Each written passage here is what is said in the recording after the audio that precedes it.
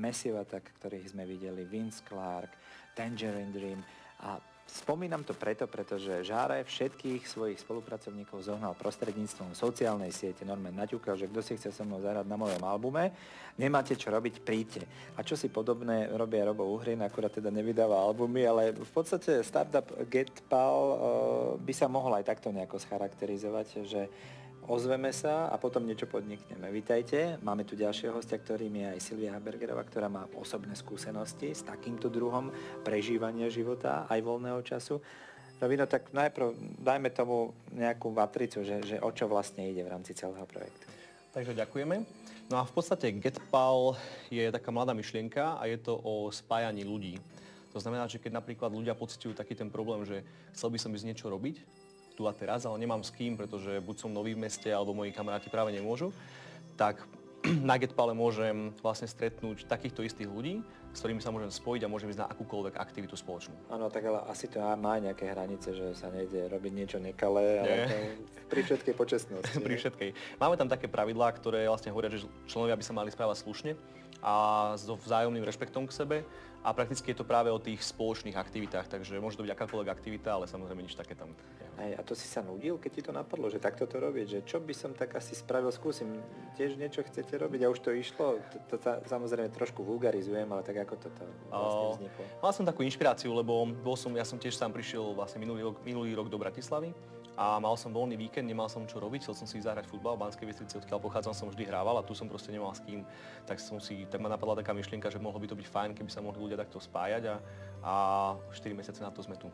Úžasné, inak Silvia, ty si teda pocítila na vlastnej koži, ako GetPal funguje, tak dajme storku, čo sa dialo a ako, povedz.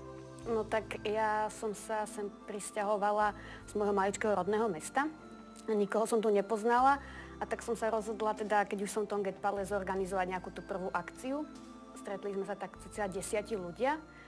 A bolo to také plánované tak na hodinku, dve, že si posedíme, porozprávame sa, no a nakoniec sme tam boli, myslím, že cez 4 hodiny. A 10 už je dosť v rámci tých vašich interných počtov, alebo ako to vychádza? Že keď je 10 členná akcia, či už sa považuje za dobrú? Áno, 10 je, myslím, že keď to bola moja prvá akcia, tak som bola spokojná, že aspoň niekto prišiel. Na debut 10 je v pohode, jasné. Áno. My sa aj pozeráme inak počas nášho rozhovoru, nám na monitore bežia fotografie, ktoré ste priniesli, hrávajú sa rôzne spoločenské hry a tak. Vy ste čo robili na tej akcoške? My sme boli na Kuchajde a bolo leto, takže jedli, pivko, kofola. A rozprávali sa. Je to asi spôsob aj komunikácie navzájom, ale vy tam máte striktné pravidlo, lebo že to nie je zoznamka v žiadnom prípade. Asi by to takto nemohlo fungovať. Áno, GetPal je trošku iný tým, že vlastne zoznamiek, kde ľudia chcú ísť na rande, je miliarda. Ale GetPal je práve o tej spoločnej aktivite, to znamená, že nezáleží na tom, že koľko máte rokov, nezáleží na tom, ako vyzeráte, nezáleží prakticky na ničom z týchto vecí. Dôležité je nejaká spoločná vlnová dĺžka a nejaký vzájomný rešpekt. A hlavne tá spoločná aktivita. A čo je na tomto pekné, že ľudia, keď sa takto stretávajú, tak neriešia, sú sami sebou, sú prirodzení. A keď prídu na takúto spoločnú aktivitu, tak hrajú biliard alebo bowling a stáva sa, že vlastne tým pádom sa aj niekto niekomu zapáči, lebo sa nemusí pretvarovať, není, že taký strnulý na rande. Takže nejakým spôsobom takto to funguje. Ale to už mimo GetPalové akcie si musia doriešiť. Aby neporušili tie interné pravidlá, ktoré dodržiavate. Tam ide viac menej o takú bezpečnosť, lebo veľakrát sa stáva, že tí chlapci prenasledujú dievčence, vypisujú im, to je väčšinou taký ten prípad. A u nás toto by sa nemalo robiť, ani sa to nesmie robiť. A pokiaľ napríklad nejaký člen alebo členka sa cíti ohrozená, tak my prakticky to riešime a buď toho člena jedenkrát napomenieme, alebo ho rovno vylúčime. A vlastne aj vďaka tomu nám naši členovia veria a dôverujú a máme tam napríklad 65-68% žien, takže... To je slušné číslo. Tuším, tam ťuknem možno na to sieť. Inak, Silvia, je to nákazlivé doslova, že vzniká taká závislosť, že no už mamrle žeru, niečo by som podnikla v rámci našej akcie, nášho GetPalu. Áno, ja som kedysi písala taký post, že nemala som čo robiť a teraz neviem čo skôr, pretože každý jeden deň... Sa ti to preklopilo doslova. Áno. Nemám čas už ani na seba, idem napríklad do roboty a s GetPalákmi von. Do roboty s GetPalákmi von, že nemám čas ani spať. Inak čo je úžasné, a my sme o tom tak polemizovali počas klipu, že vy ste v podstate taký Facebook náruby, že tam ide len o to, aby sa ľudia stretli a komunikovali, ale na sociálnej sieti. Ale vy tú sieť využijete na to, aby ste išli von, aby ste sa stretli z očí v oči, čo je celkom iná filozofia. sme tu trošku iní, lebo veľakrát sa stáva, hlavne v dnešnej dobe, že tí ľudia sú doma sami a sú za tým počítačom a majú taký trošku falošný pocit, že som niekde vtiahnutý a mám tam nejaký falošný like a niečo. My sa práve že snažíme navrátiť ľudí späť k tomu osobnému kontaktu, k tej osobnej komunikácii. A chceme na to využiť práve tie moderné technológie, ktoré dokážu takýmto spôsobom ľudí spájať.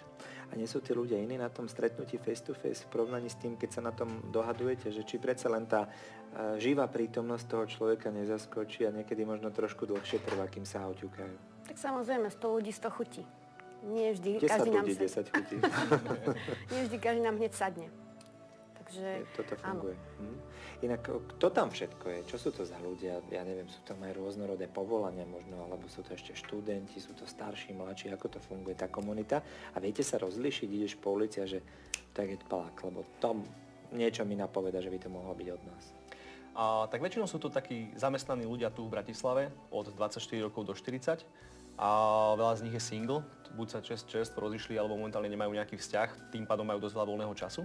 Ale pomaličky sa ten Getpal preklápa aj do takej našej trošku vízie, lebo je viac, prakticky ich spája tá jedna myšlienka. Chcem ísť niečo robiť, ale moji kamaráti s nami práve teraz nemôžu. A to už trošku začína byť aj študenti a máme trošku aj takú víziu, že same to ide do toho, že aj nejaké slobodné mamičky alebo oteckovia s 5-ročnými detičkami sa stretnú, idú kočíkovať. A trošku takú aj takú dlhodobú víziu, že aj vlastne nezabúdame ani na seniorov, lebo aj to sú ľudia, ktorí práve majú čas aj chuť niečo podniknúť, ale veľakrát nemajú s kým. A je toto mikrosvete, že vlastne ako keby tie väzby, všetky vzťahy, možno aj spôsob komunikácie navzájom medzi ľuďmi kopírujú ten súčasný svet, že či sa vám to tam všetko miesi na tom vašom priestore a či sa robí nejaká alternatíva k tomu, čo je vo svete v okolí. Teraz trošku možno filozofujem. Možno, že trošku. V podstate, ak na to môžem skúsiť odpovedať takým svojím spôsobom, tí ľudia, väčšinou keď sa stretnú, a to bol aj náš prípad, keď ja som prvýkrát poznal Silviu, to bola aj moja prvá Getpalácka akcia, kde sme sa stretli 10 ľudia úplne cudzí a my vôbec som nečakal, že my strávime spolu 4 hodiny a mali sme všetci pocit, že sa spolu celý život poznáme a boli sme tam aj rôznym spôsobom, proste aj vekové, aj zamestnania boli rôzne, takže naozaj sa to nieslo na takej dobrej vlnovej dĺžke. A tak poteší, keď vidíš nové tváre a ešte k tomu zaujímavé a ešte to aj zorganizuješ, tak človek má potom pocit takého zadosťučinenia. Áno, bola som úplne šťastná, že nám to vyšlo, lebo sa stáva napríklad, že to nevíde, že napríklad sa stretne 1, 2, ale keď sme stretli 10, tak no aj prvýkrát, tak to bolo super. Ale už fungujete normálne, nielen, že iba cez Getpal všetko, že nemám skripta, napíšem, alebo takto, nie je to až taká závislosť veľká. Nie, ale on sa to nezdá, ale cez ten týždeň človek je taký pracovne vyťažený a maká a zrazu príde nejaký čas, že teraz mám čas, tak čo idem robiť? A buď zavolám 3 kamarátom, ale jeden je v Bystrici, druhý je niekde a teraz zrazu si poviem, Getpal. Pozriem sa, čo sa robí a je to úžasné a akúkoľvek aktivitu, ktorá sa mi páči, tak sa môžem pridať. A tí ľudia sú takí, že vás vždy privítajú a oni hneď vedia, keď je nový člen, tak hneď ho privítajú. Čiže žiadna mazacká vojna, že ty nosíš tašky, pretože si prišiel v októbri tohto roku a ja som tu už od apríla. Pravý opak sa deje, pravý opak. Práve, že aj chceme trošku posmeriť aj my ako tým Getpal, to sú ľudia, ktorí nejakým spôsobom sa zgrupili okolo mňa a chceme podporiť tých nových členov, aby prišli na to stretnutie, lebo veľakrát sa stane, že keď prvýkrát prídu, tak sa prelomí ten strach a zistia, že naozaj sú to príjemní ľudia, že s nimi máme niečo spoločné a že sa nemajú čoho báť. Je to úžasné. Ak vás môžem teda Getpaláci poprosiť, nebudeme to písať na sociálnu sieť, vyžrebujte každý 2 lístky. A tu máme našich divákov, ktorí sa dnes zapojili, ktorí telefonovali a ktorí teda od vás a od nás získajú ceny, ktoré si musíte potom prísť prevziať k nám do budovy televízie.